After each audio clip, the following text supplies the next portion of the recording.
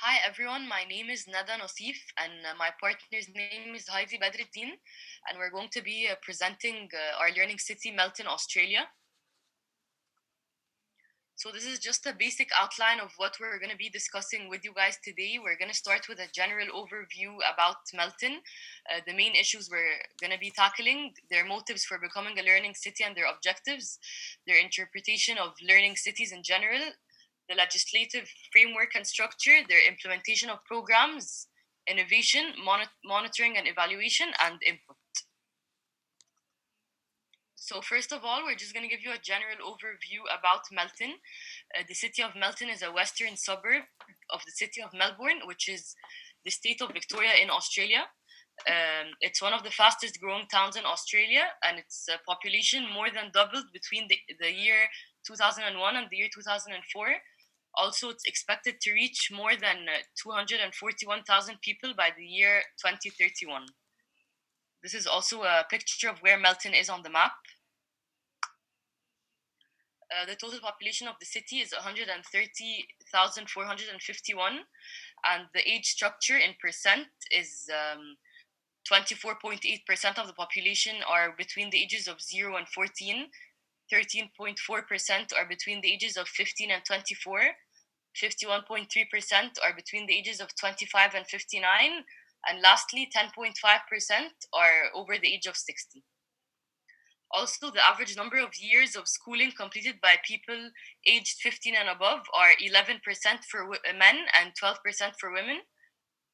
Lastly, the average life expectancy at birth in the city in years is 78.3 for men and 82.3 for women.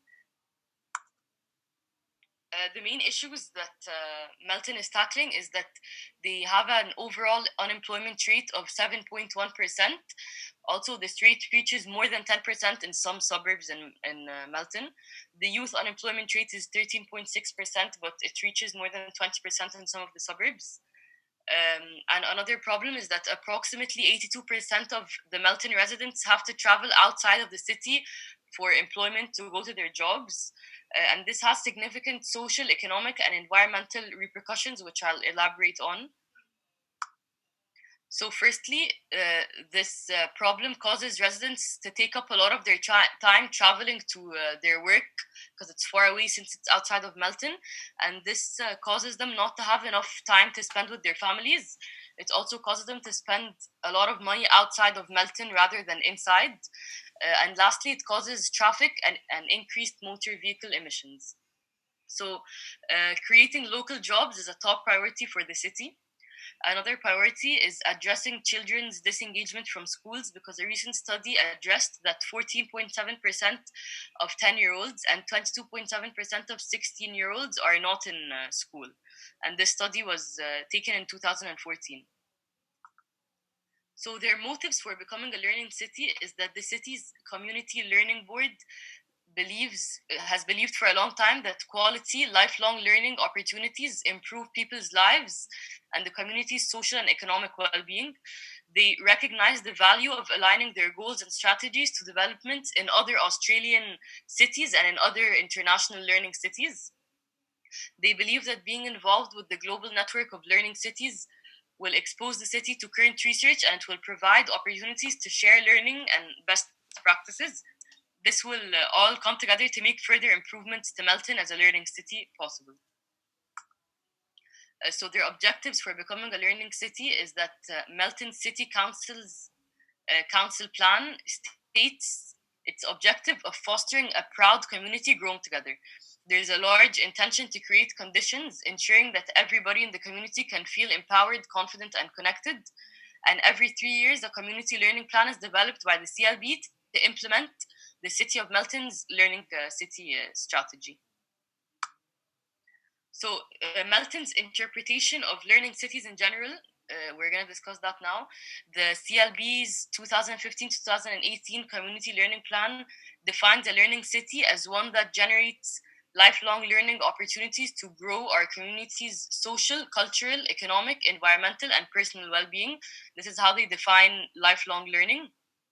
Also, the mayor of Melton stressed the importance of taking a place-based approach to community development, building infrastructure around community hubs with shared facilities and open spaces, providing learning and community spaces, and entering into public-private partnerships. Also, it's important to note that every 3 years, a community learning plan is created to implement the strategy, and its priorities are showed on the table on the right. Some of their priorities include economic development, social inclusion, children, youth, adults, and advocacy. Okay, so moving on to lifelong learning in Melton. In 1997, the city of Melton decided to develop a lifelong learning plan for the municipality. The first community learning plan was published in 1998, and in 2014, the city decided to lead the development of Melton as a learning city. So it officially became a learning city in 2014. And Melton was also one of the 12 cities that was conferred to the UNESCO Learning Cities Award in 2015. And they share their key ideas of building a learning city, which is explained further throughout this video if you'd like to watch it. However, I will be explaining the 3 key ideas that characterize Melton as a learning city. So first of all, the first key idea that characterizes them as a learning city is the fact that they're place-based. What is meant by place-based here is that commitment to early delivery of infrastructure in developing communities brings communities together at an early stage and enables them to develop interrelationships, partnerships, and interdependencies that lead to true community development and therefore promote learning and sharing of ideas. The second key idea is partnership. What is meant by partnership here is a whole cross-section of community partners are involved, such as the Learning Board Committee, who is an official advisory board to council. And finally, the final key idea that characterizes Melton as a learning city is evaluation. What is meant by evaluation here is that evaluation takes place through gathering data, information, and stories from the community, which helps them plan for the future.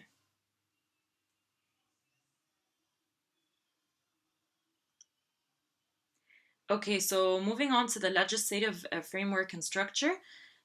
So basically, Melton has a responsibility for regulation and governance, which is shared between the Australian government, the state, and the territory governments. The range of legislation covers early childhood education, school years, and post-compulsory or adult education. Vocational education and training is regulated by several Australian state and territory laws. Which includes the National Vocational Education and Training Regulator Act of 2011. What is meant by vocational education here is career education. So, for instance, education that preps students to work in a specific career field, such as, for instance, nursing, medicine, or law. And the Tertiary Education Quality and Standards Agency Act of 2011, which is also known as TEXA, is established to provide national consistency in the provision of higher education. And next, we have the federal government, which has a 10-year strategy, which is the National Foundation Skills Strategy for Adults, which addresses issues of functional literacy and numeracy among Australians of working age. Finally, we have the 2008 Ministerial Declaration on Adult and Community Education, which highlights the importance of adult and community education as a pathway for second chance learners. Okay, so when it comes to the implementation of programs, it's important to mention that lifelong learning activities coordinated by the CLB, which is the Community Learning Board, are delivered to meet community needs identified in the community learning plans. And for instance, Building Melton Together, which was an initiative, was implemented to address local employment issues by linking training to employment in the city's growth industries. Also, the Works for Me partnership was designed to improve the participation, engagement, and transition of people with disabilities into training and employment. So all individuals were taken into consideration. The CLB also supports schools in establishing Community and Learning Melton, which is a program that aims to create an alternative educational setting for young people who are disengaged from traditional schooling. And this initiative has an annual enrollment of approximately 50 young people. Also, I wanted to mention, before going on to the next slide, that under governance and partnership, in the booklet that we extracted all this information from, it was mentioned that Adult Learning Australia is a national body that promotes lifelong learning and life-wide learning in Australia, and the federal government funds this association, as well as adult education programs such as Adult Learners Week.